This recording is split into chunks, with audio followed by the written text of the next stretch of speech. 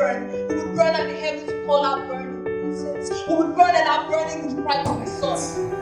And one day my mother went out on the kitchen floor, clutching her wedding ring in her palm as though to say, "Here, this is the thing that killed me."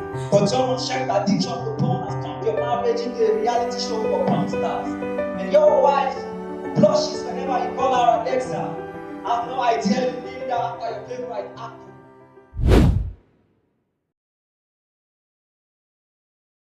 Now she's the quality of being able to do things in a confident and elegant way that other people find attractive. It is simply doing things in a way that anyone can tell you are classy. Anywhere you find yourself. When a man is arrogant, he speaks his mother tongue. To take away his freedom, you must first confuse him with language. The autopsy says my grandfather died of this pronunciation. He said the bullet became his escort to allow more because he refused to denounce Lala Nation. I recognize now how something as simple as a letter can be weaponized in America. A student burns down his classroom with gunfire in my motherland. A teacher suffocates his students by shoving the wind English down their throats so deep it clashes with their roots. An entire bloodline wiped out in alphabetical order.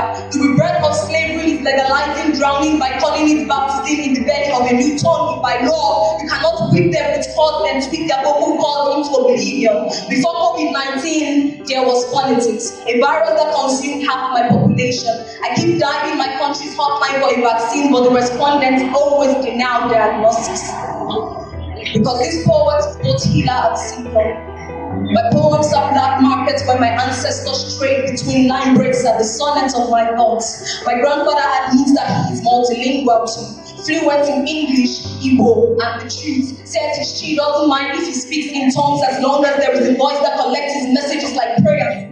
My tree doesn't mind if I speak in my forefather's tongue as long as you collect my message like prayer. After all, the complexity of love is always sealed with a kiss. So I will not confront casting my tongue to just my ancestors will renounce me.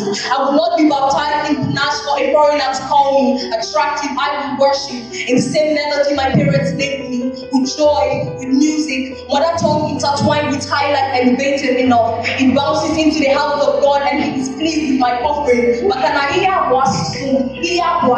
I will not be baptized in panache for a foreigner to call me attractive. I will worship in the same melody my parents named me. Arunne, Ezinne, Ugochi, Moving. My name is spell book. I split open the wind with my breath and God kisses it in worship. My tongue is the ghost of my forefathers. Every artifact, every fault is a battle between my ancestry and this virus. So watch me bloom and bloom and bloom, and let my mouth be a guardian of wrong articulations.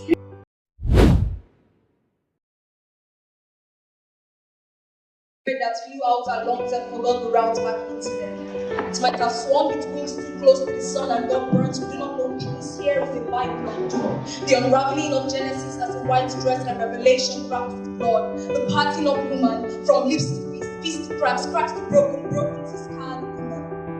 You remind me of the Eucharist. Communion bread split open that a congregation can be cleansed of their desires of woman. Body and blood giving up at a cup of water for the glory of men turned monsters. We do not know peace here. It is a language we struggle to understand. My mother grew up in a community of mothers who grew up in a community of villains. A cycle of war, little infinities of pain molded into a galaxy without choice. We were forced to put out our roots for the world's empathy. But they do not see our death. They do not see our daily SOSs. They see art instead. They see breakballs, breathed by painters intoxicated with screams erupting from feminine bodies in my father. He could barely walk at night, so we made a truth serum out of his drunkenness. And from his lips, we had learned that it wasn't a natural occurrence for our mother to wake up with a cup on her face, coughing in her eyes, sanctuary for her husband's decay, Pastor Jesus Christ. He fell in love with the church and got crucified. And I guess we were made in your image and likeness. So we will fall into a touch, more aggressive than tender, more burning than healing. We say I do, and a crown of thorns is placed upon our heads. A walk to our matrimonial bed becomes an adaptation of the passion of Christ our lives. A repetition of the Golgotha act when men cross us, whip us, tear down these temples and expect a resurrection in 3 days. They keep beating on our vessels, yet we are the ones getting fed up, and we are fed up. We lost more women to abuse than ruler to be a fed up. A woman said to be the reflection of the dangerous God, the beginning and end of a world, not glass to be shattered, not mothers for rain, not bread to be hung and poured, but if you can hear us and death, these bodies of men that we like to burn. We would burn at the heavens to call our burning.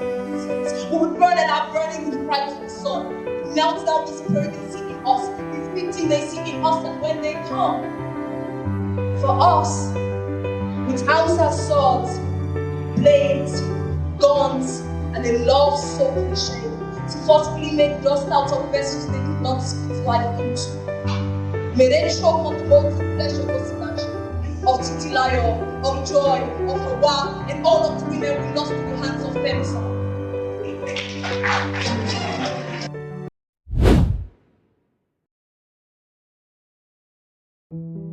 I am so impressed at mistake my breathing voice. So me trying to keep myself with just an antidote to stay alive. The preacher says heaven is up there, which means if you look at earth from God's perspective, we are already living in hell translation. My body is burning for death and its fire won't flinch. I diagnose myself with trauma, and instead of therapy, my mother prescribes prayer. But music speaks louder than prayers, so I begin to write worship songs using blunt razors, striking my flesh again and again till my blood hits the ground with the right note. I have never been a perfectionist, but my demon has a God complex. Calls me a black sheep, says there's got to be something wrong with me, something so abnormal my God walked away from me. If you think breakfast hurts so bad, wait until your cheek proves the name. You eat your heart broken and PTSD washes itself down your throat. My parents are so religious, they think Thomas Edison was a Catholic. When my mother found me in a pool of my blood, she anointed my head with oil so bad at the chemistry of things, and doesn't know she's greasing this blood to flourish, to bloom in dark corners, in graves, even in churches and therapy. It's not that expensive, I wonder. How long would it take for the Messiah to walk into my mother's eyes and make her see that my mental decline does not need exorcising, that the sign of the cross will stop my anxiety from nailing me to a ceiling fan, that I am at a crossroads, stuck between dining with my ancestors in death or living for hope. They say God seeks friendship within a veiled temple. But I am an open vessel hungry for miracles, Mother. My days are mutated into water. I do not know how to swim. I do not know how to drown either. Please, save me, save me.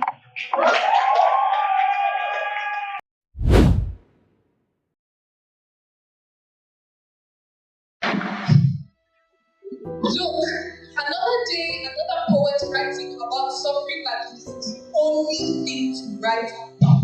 Like the sun has suddenly stopped shining, like the stars are falling out of the sky. Tell me, poet, when will your pen become a big lead dry and tragedy? When will you learn? Sometimes when you heard you must speak the language of pleasantries. Nobody wants to hear a poem about the poverty line now. How every day, more and more people fall behind and our leaders seem to pay no mind to this quicksand of an economy. There is no space for social justice on the big stage. You can't bring up hunger and bloodshed when people are just trying to have a good time. The reality of this country is as gloomy as the Hamatan money. It's hard to see. We don't need you to point it out for us. We don't need you to write another poem about greed and corruption. We have heard it all before. There is nothing special about you, poet. You are just another starving artist writing hand that can feed you with every disparaging line that you write that is true. In the face of ambition, always know when you are lost to truth. Always take for you to stop this pointless crusade. And you're not tired. I'm not tired of telling the same story over again. You have pronounced broken in so many different ways. Sometimes it sounds like your name. Other times it sounds like a news anchor. Breaking news. We are live at the scene of another tragedy, another shooting, another fire, another reason to mourn, and there is poet, always ready to turn his ashes into gold. You know what? This is your best poem yet. Yes, I really love how you capture the despair. Does that make you happy, poet? Do you feel like some kind of hero? Remind me, how many lives have you saved with your metaphors? How many starving children can you feed with your exposure? When last did you write a poem about hope, or love, or a love, or about when last did you write a poem about hope, or joy, or a love that did not break you? You see, there is that word again. You see, there is that word again. Your vocabulary is not limited to synonyms of sorrow and pain. There is nothing healing about this poet. You are the woman, you are the one with the issue of blood, except you seem to think that your ailment is also your salvation.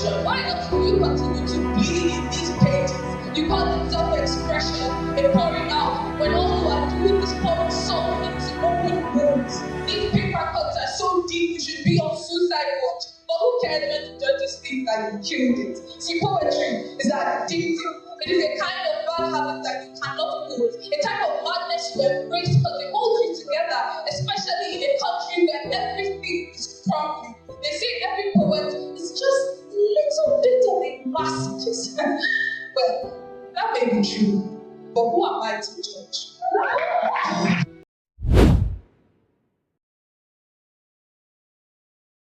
Years from now, in a room much like this one, in the company of friends I get to know, I will speak your name. I'll curl my lips around the wild, punch the air with its consonants. I'll feel the weight of silence lift from my chest as I dump the burden of your memory at their feet. I watch as they pick up the pieces, raise them to the light, turning them over again and again, fingers tracing the cracks on our relationship. Like the many sleepless nights I spent wondering whose bed you had chosen over mine this time. The early morning shower excuses followed by a healthy serving of empty promises. I will watch as their faces fold into a question, and to their knitted brows and crinkled foreheads I will speak my father's name. I will raise my arms and show them that I did not inherit my mother's bruises. That when my father loved with both fists, you loved with open arms, even if they were open to every woman that looked your way. I stayed because my father made empty promises too, except he served them to my mother with a sigh of half-hearted apologies that he repeated every time the devil decided to use him again to color my mother's body in different shades of black and blue to remind her that their marriage was a blood covenant. Their marriage was a blood covenant. And one day my mother bled out on the kitchen floor, clutching her wedding ring in her palm as though to say, here, this is the thing that killed me. The weapon fashioned against me that finally prospered. So when you broke my heart, I stayed because at least it was not a broken rib or a crushed collarbone or a fractured arm. I stayed because at least you are not my father, or so I thought.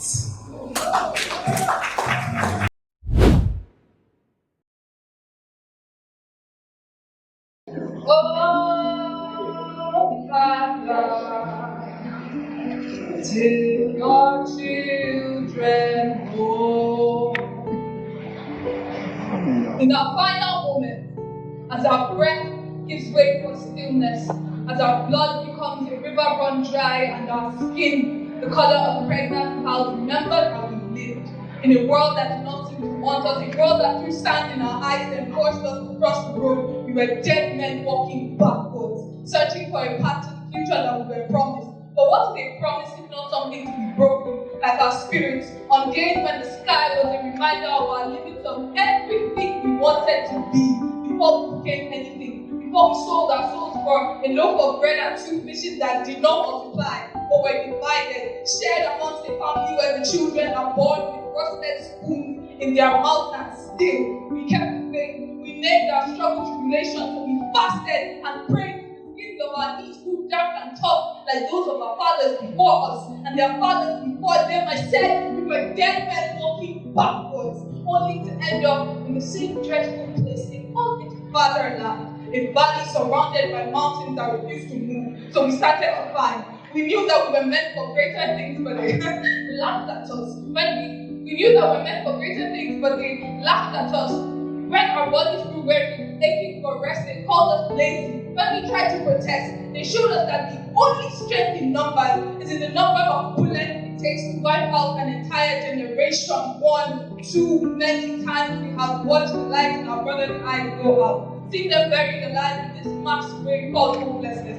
We tell them to hold on, but how can you hold anything when your hands are permanent fists? You see, we were born without wings, so we have been fighting since the day we left the nest, punching our way through doors that were close to us, yet all we have to show for it is our bruised egos and bleeding lungs. Can you call this living? This constant state of fight or die? We have spent half of our lives simply trying to exist, but remember this. Consider it when our time comes. Do not let us fade into nothingness without notice, washed away by gentle waters. No, when it's our time to drown. Let emotions part in the sky. Let the clouds become the fire we brightness with blue and gold flames, composing symphonies as they strike our skin. Let angels carry us on their wings to the paradise that we were promised. Let our death be spectacle, far more memorable than the life we tried to live. Yeah.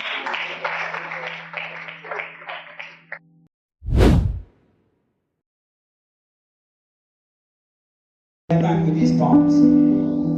These lines bear witness to your strong decisions. I still hear echoes of these regrets when I touch myself.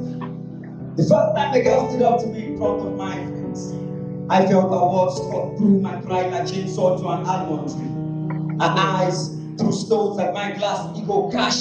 Every broken piece reminding me of how I needed piecing. But oh boy, I'm on, I should be followed time or if not me, while I'm not yet. The disappointment in my friend's voice was the first proof I needed to know I had failed my first test. So the next time a girl stood up to me in front of our friends, I molded my broken ego into a feast and Floyd Mayweather the racetrack for red blood cells on her nose. Painted my insecurities on her cheeks till her tears came out pressed like my fears where I come from. This was how we learned to be men. Boys who once saw their tenderness with swag and forced to pretend like their fathers. And their fathers, the deep emotions which once made them human has become too feminine for their thick skins. Imagine talking to random boys about love and empathy. This is where it all begins. We teach our boys to admire violence as kids, then wonder where they learn to forcefully break things, break bottles, break islands, break arts. To man up like this physical structure isn't proof enough of their agenda. We from weapons of their ignorance, I fail to teach them that even if our world has become a shooting range, the opposite gender is no tool for target practice. And when they join the list of weapons formed against us like the president and his cabinet, we pick and pass the blame like ballot boxes, body with biased opinion. This is where it all begins. The last time I threw a punch at a girl, it missed the target like Arsenal FC aiming for the Champions League and bounced up my victim breast. Watching my sister bow in pain as though worshipping my masculinity, I recognize just how empty, regretful and weak this show of strength can make you feel. Somewhere beneath this black soil still lies that 14-year-old landmine. I still have his lunch coat buried in these palms. Still hear the disappointment in my friend's voice reverberate through the shadow of my broken ego whenever I say no to this way. But I have learned I may always be a weapon, but I will decide the battles I'm fighting.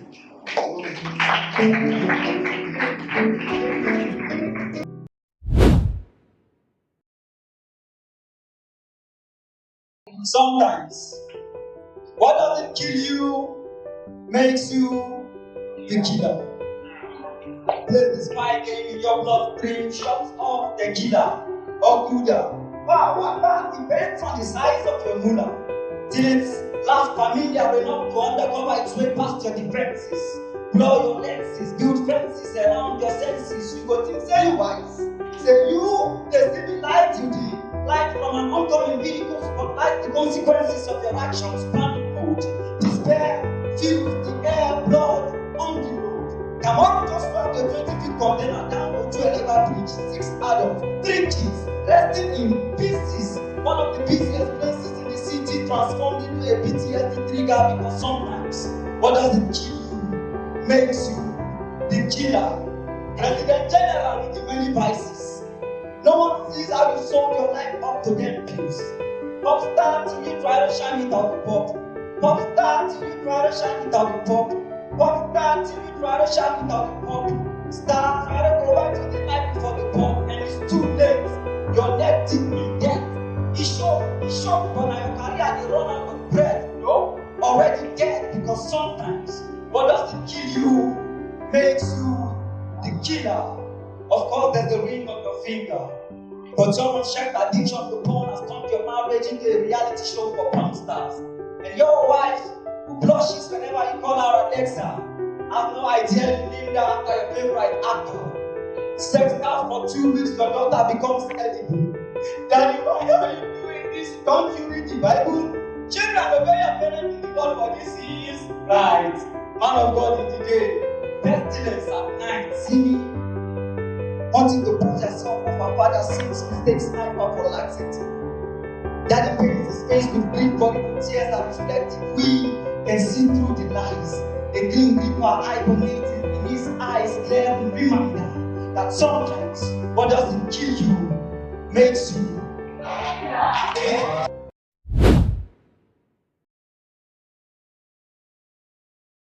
In my home, when we burn the midnight candle, it is to bury our friends. Flip through pages of our despair to learn new ways of living without tears. Yeah, we walk the street with the Lord's Prayer in our back pockets and Psalm 23 on our lips. Two-factor authentication because a checkpoint is only a fancy word for valley of the shadow of death, and an officer who walks under the sun is the closest synonym to an abusive boyfriend with a mood swing and a gun. Don't you see? Look what everybody can do on this street will get you killed. Don't you see? Tina is a great Iloya Chijoke, Daniel Shibike. Every time a 5 feet boy plays for greater heights, he ends up in a 6 feet grave, and I'm tired. On average, the human body holds approximately 60% water. So when the sea level rises beyond usual, we know another boy has been dumped in the river. Know that multiple climate change is only an extension of our trauma. Know that somewhere on the ocean floor there is a collection of black holes decomposed into flowers. Flowers. They never had the chance to smell and they are still alive. So when my president tells me to say Nigeria we LD and my tongue revolts, I wonder if he knows. I do not mean to be unpatriotic, but that I for compatriots is the last piece of memory I have of my people who died, asking to live, and as long as I live, I look down, continue.